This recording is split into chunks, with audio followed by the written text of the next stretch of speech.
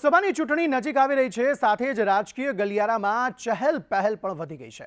ગુજરાતની વાત કરવામાં આવે તો કોંગ્રેસ જ નહીં પરંતુ ભાજપમાં ક્યાંક ને ક્યાંક જૂથબંધી અને આંતરિક કલહ કે ઉમેદવારોને લઈને અસંતોષ જોવા મળી રહ્યો છે। કોંગ્રેસ મોવડી મંડળે અમદાવાદ પૂર્વની બેઠક પરથી રોહન ગુપ્તાનું નામ જાહેર કર્યું હતું, ત્યારે પ્રથમ તો રોહન ગુપ્તાએ પારિવારિક કારણોસર ઉમેદવારી પરત ખેંચી લીધી, પરંતુ રહેતા પક્ષ તરફથી રોહન ગુપ્તાની નારાજગી પણ સામે આવી અને આખરે 22 માર્ચના રોજ રાજીનામું પણ આપી દીધું। તો ભાજપમાં પણ વડોદરા બેઠક પર રંજનબેન ભટ્ટના નામને લઈને વિવાદ સર્જાયો હતો।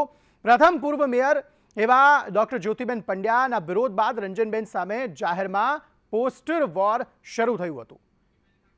તો બીજી તરફ ભેખાજી ઠાકોર જે છે તેમણે પણ હવે કહી દીધું છે કે તેમને ઉમેદવારી નથી કરવી, જો કે કારણ હજુ સુધી તેમણે નથી કહ્યું।